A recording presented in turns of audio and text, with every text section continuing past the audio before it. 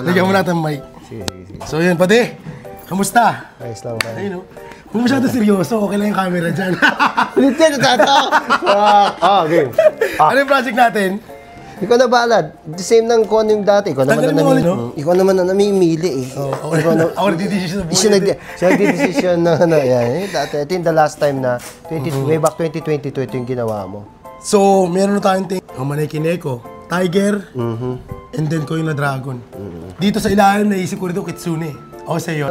Para... Okay na lang masasagot ko sa ganito. Ito lang. Ikaw na ba? Sabi ko naman. Para wala tayong pag-uusap. Para wala tayong pag-uusapan. Yun na yun. Yun na yun. Para nag-video lang tayo. Yun na yun. Wala eh. Butik na yun. So yun na. Naisip ko rito yun na Kitsune. Harapan na lang sila. Harapan. Sige. Cherry Blossom. Para maging corporate mo dito sila. Kasabuli natin to. Yung request mo dito. Oo. Ano natin dyan? Buti na lang pala, hindi ko ito pinutol. Ikaw nagsabi rin sa akin. Abang talaga siya. Natin ng abang, sabi mo na tayo. Yun ang ano rito.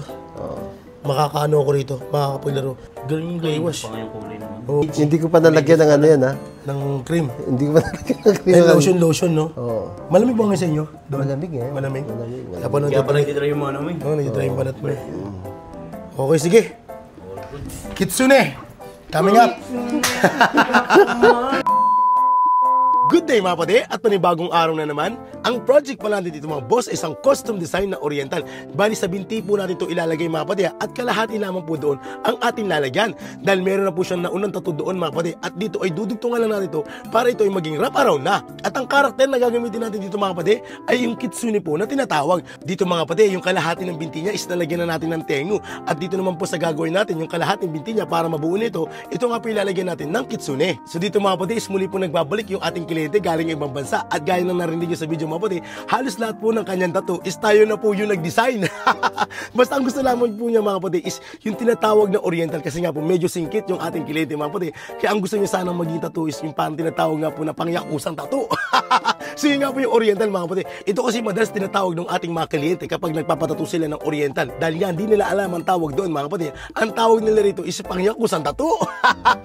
Pero alam nyo ba mga pati, kung paano ginagawa yung tattoo nila nung unang panahon mga kapatid, nung hindi pa uso yung makina pang-tattoo, dito mano-mano po nilang ina-apply yan sa balat mga kapatid. Pero may tawag po sila doon. Ito po yung tinatawag nilang tiburi mga kapatid. Sa part na to mga kapatid, meron po silang isang stick at sa dulo ng mga kapatid ay doon po nakalagay yung needle. Ngayon naman po kung i-apply naman po ito sa balat mga kapatid, yung isang kamay nila is nakabanat doon sa balat. Tapos yung isang kamay naman po mga kapatid is yung po yung parang pinaplangketa nila o para sila nagbibilyan mga kapatid. Tapos sinusundot nila yung balat. Pero alam nyo ba mga kapatid, kapag ikaw ay member nito, hindi ka pwede magpatattoo na gamit ang makina. Kailangan mo dumaan sa proseso na tinatawag na ng tiburi. At dito sa atin mga kapatid is meron tayong tinatawag na traditional na pagtatato. Ito nga po yung tinatawag na hand poke mga kapatid.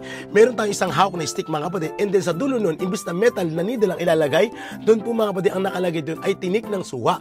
Tapos meron po tayong isang hawak na isang stick naman mga kapatid na yun naman po yung ipampapalo doon para bumaon sa balat. Ngayon naman po yung gamit nilang tinta mga kapatid is galing po doon sa puwet ng kaldero na pinaglutuan mga kapatid. So ibig sabihin nun, yung po yung usok na dumikit sa puwet ng kaldero na pag kinaskas po nila yung mga kapatid is talagang pinong-pino at powder at huwag kayong mag-alala mga kapatid kasi lahat po yun ay organic. At speaking of hand poke mga kapatid, syempre gusto ko rin po talagang maranasan yan mga kapatid at makita ko ng aktual kung paano ba talaga yan ginagawa ng ating apo.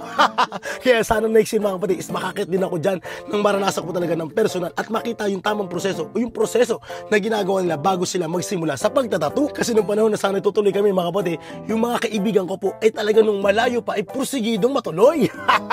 Pero nung malapit na is wala na sila. Yes mga kapatid, wala na, nabisi na sila kaya hindi na po natuloy. At sana nga next year, this year mga kapatid, sana is makapunta tayo dyan at talagang isasama natin yan sa ating mga itinerary. Napahaba na naman po yung kwentuhan natin mga kapatid. So ito po lang ating finished product mga boss. At total of 7 hours, o diba? Grabe ang tibay ng ating pade.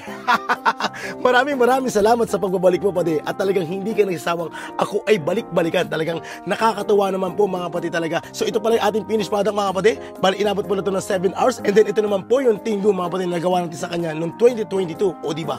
Ang tigas pa rin ng kulay mga kapatid. At ito naman po yung finished product ng ating co-artist mga kapatid. Bali dito is in-enhance lamang po ito ng ating co-artist. Gawa nga po yung lumang tattoo ng ating madam is nagdikit-dikit na po. Tapos yung kulay mga kapatid ay hindi na po ganong katingkad. Sa may mga may katanungan, message lang po sa ating Facebook page sa Tattoo. Yun lamang po. Maraming salamat!